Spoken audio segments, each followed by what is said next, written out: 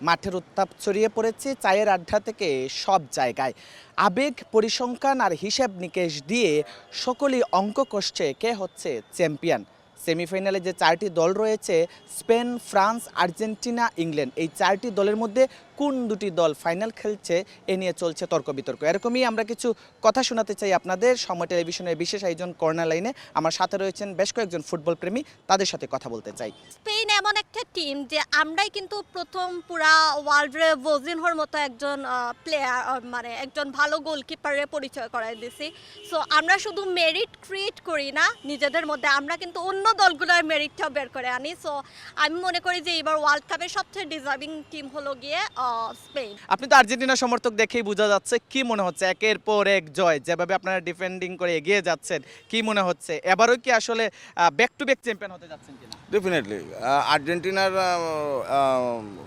আপনার এবার আমরা কাপ নিব, এটা 100%। কারণ আমাদের টিমের যে কজন আছে সবাই এখন খুব ফর্মে, এবং আপনি আমাদের যে বিশ্বকাপ চ্যাম্পিয়ন থেকে শুরু করে এবারকার বিশ্বকাপ চ্যাম্পিয়ন, আপনি যদি খেলার ইয়েটা দেখেন, তাদের লিস্টটা দেখেন, আমরা সব দিকে এগিয়ে।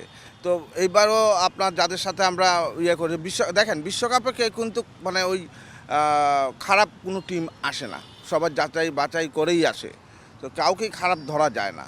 তো যাদের সাথে আমরা খেলছি খুব ভালো করেই খেলছি, এবং আপনি তো দেখতেই পারতেছেন আমাদের যে 13 মিনিটে মেবি আমরা 3টা গোল ইয়ে করে আমাদের টিমকে জয় করেছি।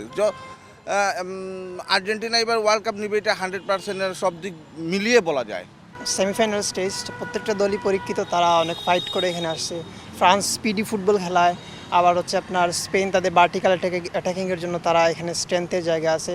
আবার ইংল্যান্ড যথেষ্ট ফ্লেক্সিবল, আর্জেন্টিনাও আছে। তো এটা হাড্ডাহাড্ডি লড়াই হবে। ইংল্যান্ড অনেক স্ট্রং একটা টিম। আমার মনে হচ্ছে যে ইংল্যান্ডের সাথে আমাদের সবগুলি ম্যাচ আর্জেন্টিনার যে টিমগুলির মুখোমুখি হয়েছে তার থেকে মোর দেন বেটার ইংল্যান্ড।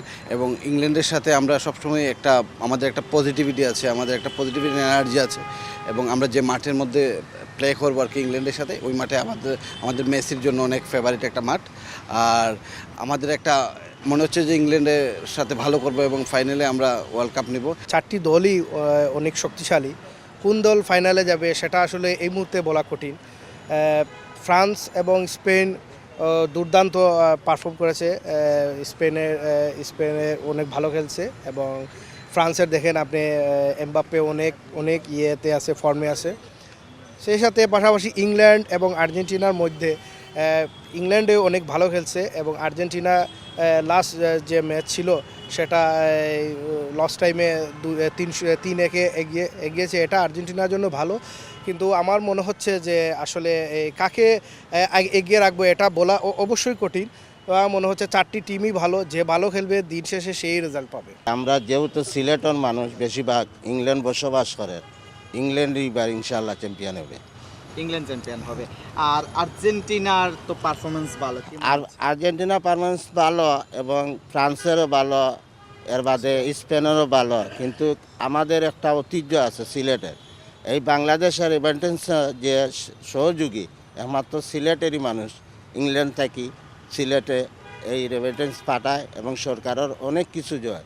আমরা মনে করি ইংল্যান্ডও এবার প্রথমবারের মতো চ্যাম্পিয়ন হইতে পারবো। কোন দুটি দল ফাইনালের টিকিট নিশ্চিত করে এবং শেষ পর্যন্ত যে বিশ্বকাপের জন্য লড়াই, সেই বিশ্বকাপ কার হাতে উঠে, কে হাসে শেষ হাসি, এইটার অপেক্ষায় আসলে সময় গুনছে প্রত্যেকটা ফুটবল প্রেমী।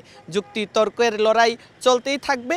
বিশ্বকাপের যে সামনের যে ম্যাচগুলো আছে সেই ম্যাচগুলো সকলেই উপভোগ করবে, এমনটাই আসলে প্রত্যাশা করছে। এই ছিল আমার কাছে সময় টেলিভিশনের কর্নার লাইনের সবশেষ। জয়ন্ত কুমার দাস, সময় সংবাদ, সিলেট।